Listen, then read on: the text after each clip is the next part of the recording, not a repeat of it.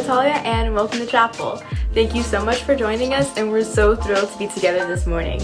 We gather here to celebrate God, to praise, honor, and to give thanks to the one who was, who is, and who is to come. Here we take time to remind ourselves of the beauty of community, the importance of diversity, and responsibility to serve.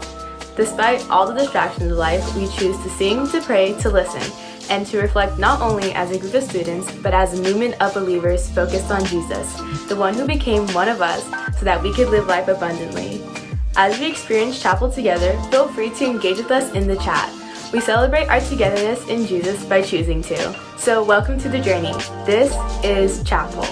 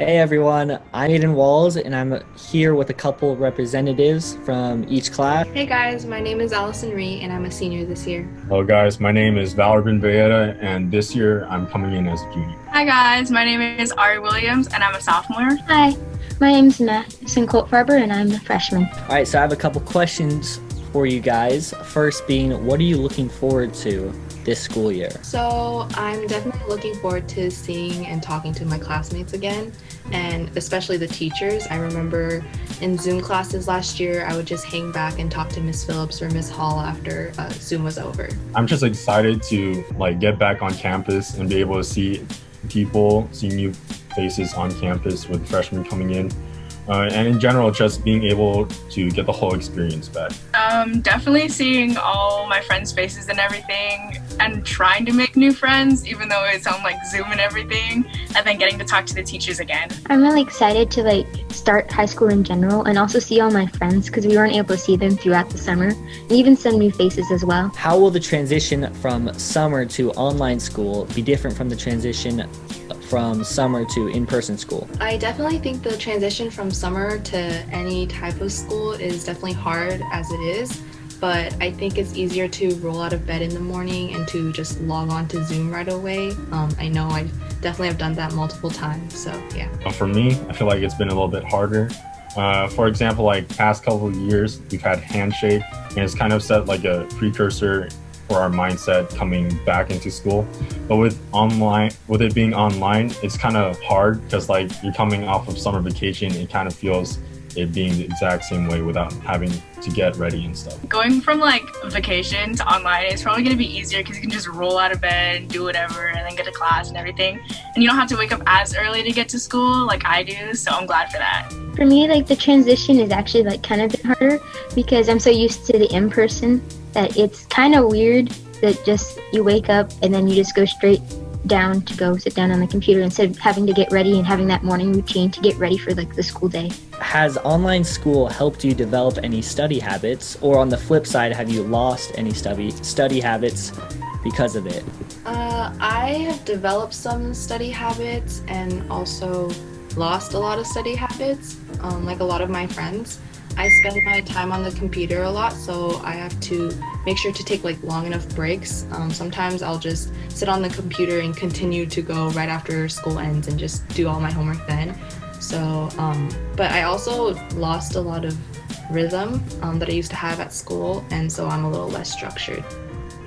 For me, I've kind of lost some of the habits that I've had because I tend to get really distracted with me being on the computer. I could easily open up a new tab and just go on YouTube and boom, what do you know? You spend 2 hours on YouTube instead of studying for the test. So things like that gets me, but I've been trying to, adjust and get my act back together. Yeah, I've definitely, I didn't really have habits before, but now I've gotten a lot better at note-taking because it's just right here next to me instead of having get in my backpack, get everything ready. And now it's just right there for me. And before I was a mess before. So I've definitely improved. For me, I lost some and then I gained new ones because I didn't use my computer as much as I use it now. So I had to create new computer habits and kind of forgot my other habits that kind of helped me more. What is the biggest difference between online school and school that is in person, and which do you prefer? So I think the biggest difference is that it's harder to communicate in class. I know sometimes it can get rowdy in class, but there's also always noise, or not always, but people are making jokes sometimes, or if the teacher makes jokes, the entire class starts laughing. So a lot of that communication is just not really there. So I definitely miss and prefer being in person. You're not getting the same vibe. It's a whole lot more serious than in person. In person, you got just casual banter, but now all the students and stuff are all quiet, and it's just the teacher who's talking. There's no. Yeah, in my classes, my grade is really talkative. So we're always talking in class, and now it's just so weird to hear everyone quiet. And I know like everyone misses the talking, so we're all waiting to go back in person to like talk in class and everything. I just miss like physically seeing other people as well, because seeing people in a box versus actually seeing people like physically is a lot different. And to me, it's actually harder to learn because it's harder to focus seeing tinier boxes instead of actually seeing the actual people. And even with other people talking, it was easier to focus than when it is at home. In your experiences, what strategies have helped you become more productive while studying from home? I'm definitely learning how to be more productive at home just because there's a lot of distractions around me. But taking time breaks, I know that could kind of be super tiring to do at the same time, but I tend to just stay on my computer after Zoom ends, so trying to take time breaks and also not procrastinating, so that's all. Yeah, really the same thing with me. I've been trying to stick to periods of time where I turn off everything else that could be a distraction and focus purely on my homework or studying. So I start building up my study habits again. Well, now that I'm better at note taking, I definitely get a lot of my homework done faster and everything. And since they moved back sports and everything, I don't have to worry about cramming everything before practice or staying up late to do all my homework after practice if I'm like getting my hours after school or something like that. So Well, for me, I'm a really bad procrastinator. And one thing is that I figured out that I can use like a Zoom function that I can like remind myself of my homework so that I don't let myself get as easily distracted. Well, thank you all very, very much for your time. Hope you have a great rest of your day. Peace. Good morning, Chapel. I'm Jordan, student chaplain of worship and experience design. This school year, I'll be working with a group of amazing students to plan our weekly chapels. We represent a variety of different experiences and voices and hope to represent yours too. It's our hope this year that you experience community and God, even if it's online. So Chapel, I want to introduce you to our chapel team. Hello, my name is Enrique Barros. Fun fact about me is that I like to eat. Hi, my name is Khalees Couture. A fun fact about myself is I can untie any knot you give me. Hi everyone, my name is Trevin and I'm a part of the chapel team this year. Just a random fact that you may not know about me is that I really enjoy snow skiing. Hi, I'm Melissa Lee and my favorite food is strawberry ice cream. Hi, I'm Andrea Vargas and I'm part of the high school chapel team. A fun fact about me is that I really love to cook. Hi, my name is Javen Knowlton, and one of my favorite things to do is I love playing music. It's one of my passions. I love it. So that's our chapel team. We look forward to a great year with all of you. Don't hesitate to reach out to me or any other MDs if you have any ideas for how we can make our celebration of God and each other a better experience. See you all next week.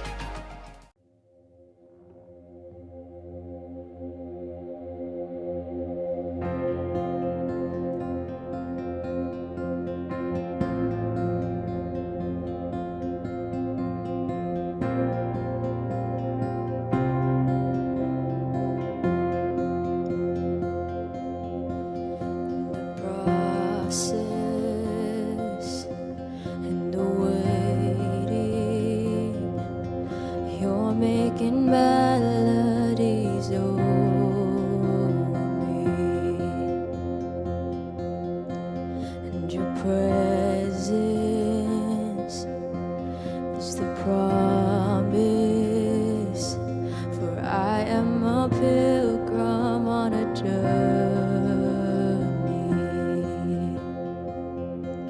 and you will lift my head above the mighty waves.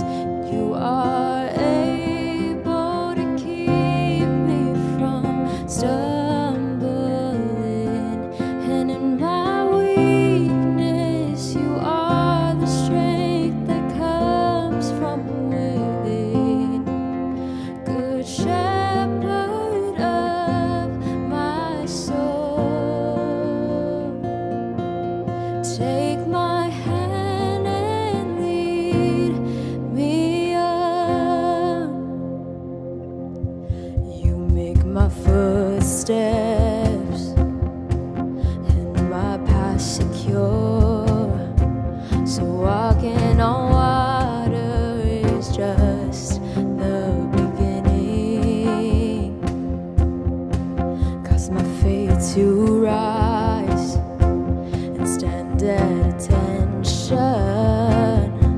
for you are calling me to greater things, and you will lift my head above the mighty waves, and you are able to keep me from stumbling, and in my weakness you are the strength that comes from within.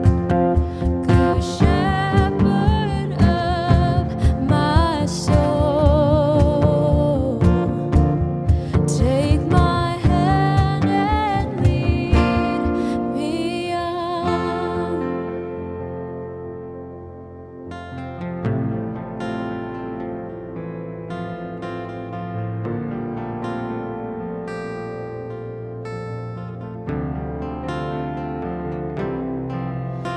Oh, how I love you, how I love you. You have not forsaken me.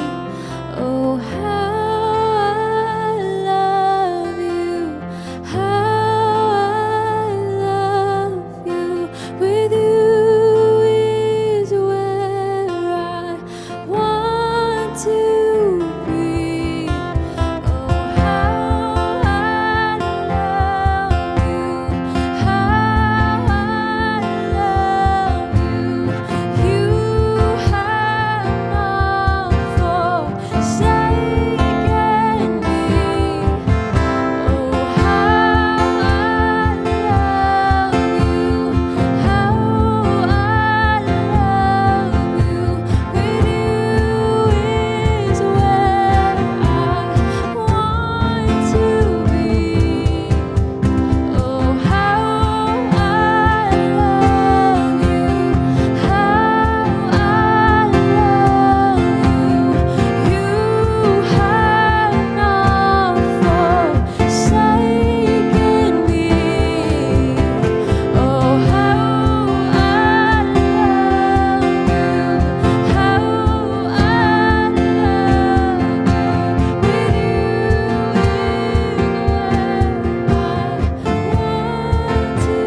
With you is where I want to be. You will lift my head above the mighty waves, and you are able to keep me from stumbling, and in my weakness you are the strength that comes from within. Good shepherd of my soul, take my hand and lead me on.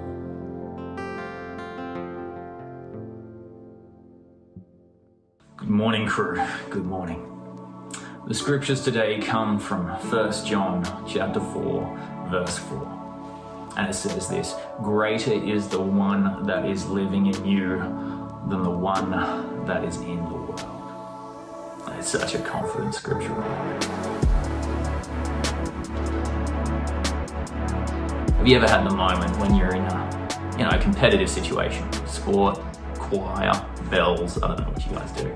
Basketball, for example, it's the end of the third quarter and you're down by 12 points, but you're playing a team and you know you can win.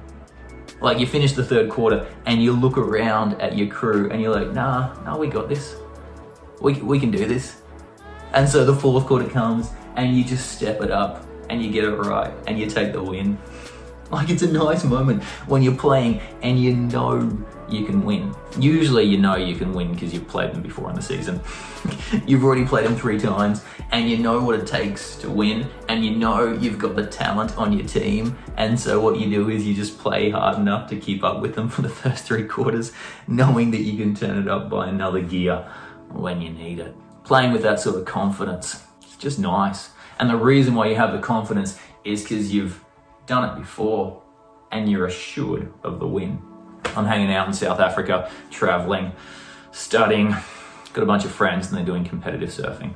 We're from the Cape Town region and competition is organised. It's 8 hours away and there's this other team coming to verse us and they're bad. They're really bad. We've versed them before. They're like an inland team. They don't even have their own beach. Anyway, all the sponsors are there. This is a serious competition. Billabong, Rip Curl. We all travel to this location. We got Geordie Smith on our team. He's currently on the world tour. He's a gun of a surfer. Anyway, we meet this other team. First day goes down. It's pretty good. That night, we're like, let's make some trouble. So we go and we take the other team's wetsuits.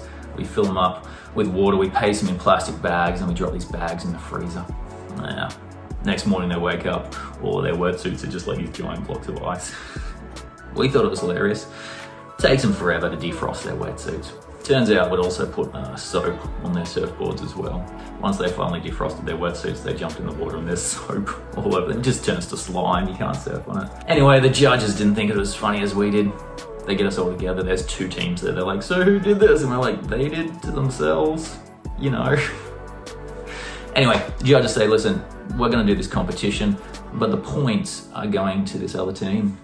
They're going through the competition, okay? But we're still gonna have the competition. They win. So we went ahead with the competition and every one of their surfers actually surfed our crew just right out of the water. Like everyone on their team just absolutely outperformed the people on our team. They just destroyed us because they were playing with a confidence that just comes from knowing the outcome. The scriptures say this, greater is the one that is living in us than the one that is in the world. You know what that means? Listen, we as Christians, we are the imperfect ones, but there is one that is living in us, that is the Christ that is perfect. We as Christians, we are the powerless ones, but there is one who has huge amounts of power that is living in us, and that is the Christ. We as Christians, we are the ones who fail and we need grace, but there is a gracious one that is living in us, and that is the Christ. But here is the thing that we are promised, and this is the best thing ever. The forces in the world, the forces out there of injustice, of brokenness, of pain, of poverty, those forces are not as strong as the Christ, because the force of love and goodness and graces and justice, that force, it always wins. Love always wins. And you know what we can do as Christians? This is the coolest thing. We can look back at the past and we can see we've won before. Honestly, Nero, like his awful, corrupt politician hanging out in Rome, is like, let's burn some Christians because I don't like them. They're kind of Jewish. No, not cool. Christians, with the power of love and justice, overturn the Roman Empire. The Christian church has been through plagues before. You know what the Christian church did? Started hospitals. Listen, systems of brokenness, injustice, they've existed before, but you know what? The church keeps stepping up. Martin Luther King stands up against racism, preaches his way to more and more liberty, and there is so much more work to be done. But listen, when we look back through history, injustice, poverty, racism, these forces do not stand a chance against the power of the one that is living in us.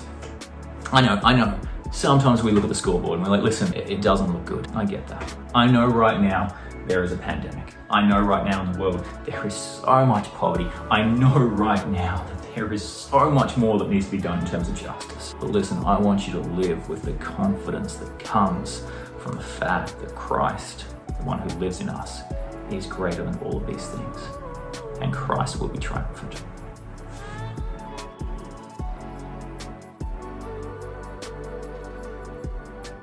Hi, I'm Khalees. Please join me in taking a moment to pray together.